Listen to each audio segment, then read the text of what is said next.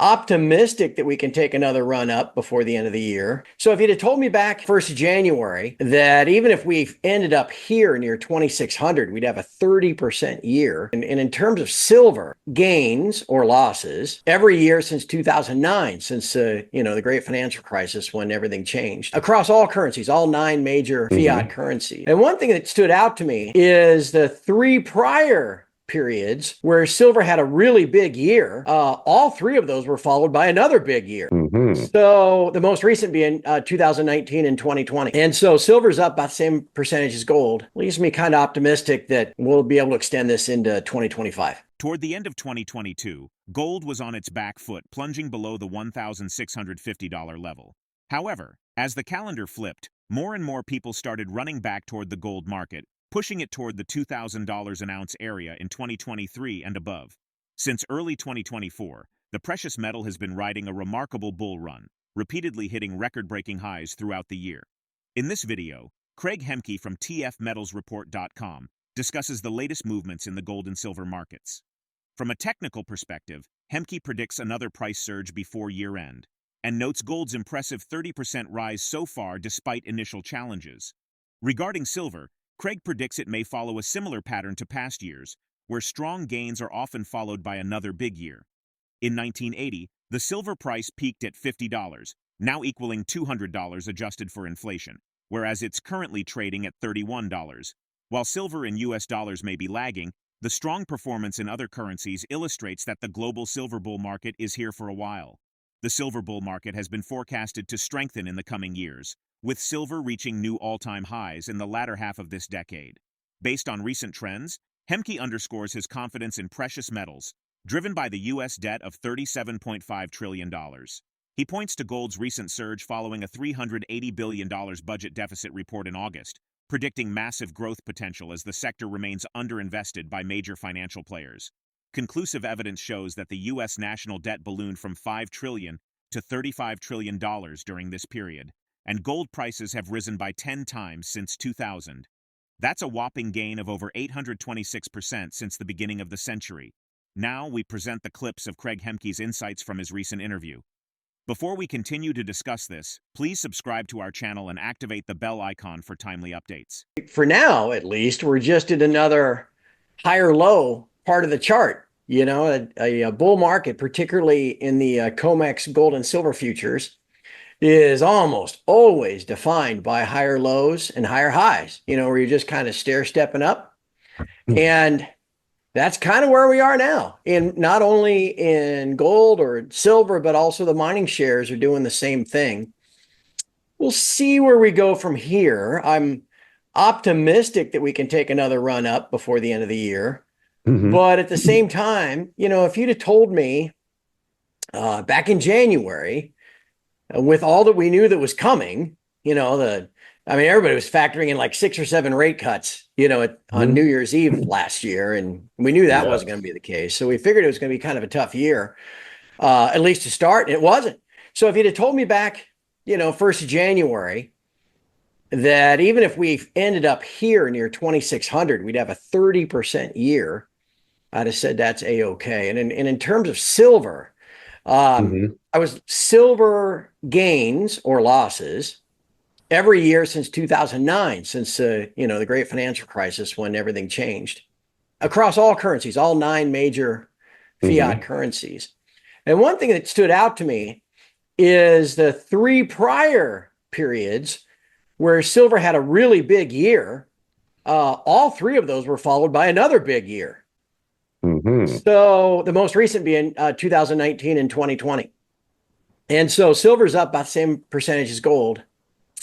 Leaves me kind of optimistic that we'll be able to extend this into 2025. Gold was maybe 1,150 then, and it went down like 50 that next Sunday night. And it's pretty ugly, but we hung in there.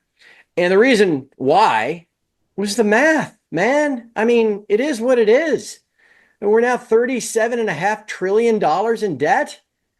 It's not getting any better. Carry this last burst in gold up through 2,500 and through 2,600 began about 3.5 weeks ago, when the monthly budget deficit for the US government for August was released, and it was for a month, $380 billion. I remember. Hedge fund managers and these home office multi-billion dollar, and just kind of shook them by the lapel and said, "Do you see this? 380 billion in a month." Another chart from Ronnie. That's a Bank of America research. The most recent one they did, 71% of global financial advisors have less than 1% or 0% of their clients' assets allocated to the precious metals or the mining sector. 71%. Another 24% have less than 5%. So this, it won't take much. And that's why, again, the math is a math. I feel the sector is grossly underinvested for the protection it provides. And that's why we just keep hanging in there. As long as the U.S. fiscal deficit remains high, the upward trajectory of gold prices will likely continue in the long term. Global central banks will also continue to increase their gold reserves to achieve de-dollarization. According to CraigHemke's insights, those benefiting from unlimited dollar creation, like bankers and politicians, are gold's biggest critics. He highlights how the financial system suppresses alternatives like gold. Using a 400-ounce gold bar as an example, he explains how its value soared from $14,000 in 1971 to $1 million today. He says this clearly illustrates the destructive power of fiat currency devaluation. Hemke believes holding gold remains crucial for protection against the weakening dollar. Gold holdings, valued at market prices, account for 15% of global reserves. Consequently, the share of the US dollar in total global reserves, including gold, would fall to 48.2% instead of 54.8% of global foreign exchange reserves. Let's get back to the interview. You think about who hates gold the most, right? Mm-hmm. The bankers and the politicians. And why? And I shouldn't just say bankers, politicians, and anybody in finance that benefits from the unlimited creation of the dollars and the debt from which the dollars come. Mm-hmm. And if that's the system that your company, that your net worth, whatever, relies upon, you're going to bash all the alternatives all day long. And that's what they do. You'll never hear anybody talk about this kind of stuff on CNBC because their beak is dipped by the financial services, the mutual funds, and everybody else, right? Here's what, I gave you something, though, that I think is a really good present-day example for people to understand. Even within this pricing scheme that relies upon all these alchemic alternatives, futures contracts and unallocated accounts and ETFs and all this stuff that's gives you exposure to the price, but not the real thing. Even within that pricing scheme, the 400-ounce bars of gold, the London bars, right? Everybody has seen those things. They see someone holding one, and it's like, oh wow, and the racks of them, in the vaults. 400 ounces is the London good delivery standard. Mm-hmm. When Nixon closed the gold window back, 53 years ago, right? Yeah, it's hard to believe. One of those bars was exchangeable or cost $14,000. Okay. 25 years later, in the late 90s, one of those bars cost $110,000. Well, as the spot price of gold moved up through $2,500 about 6 weeks ago, worth $1 million. 2,500 times 400, one of those bars is suddenly $1 million. What better illustration? Because the gold has just sat there, right? That bar from 1971 is still that bar. You can't make the argument about your house or, the CPI, the terms they use, to say that the not holistic adjustments. What's the word that they hedonic adjustments. There's no hedonic adjustment to a bar of gold, right? Here's your bar, same bar from 1971, but the price is $1 million rather than 14,000.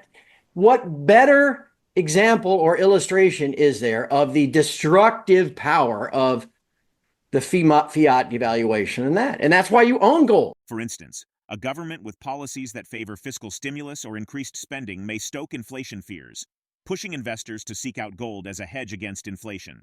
Conversely, a more conservative government that tightens fiscal policy may still cause market turbulence, driving demand for gold.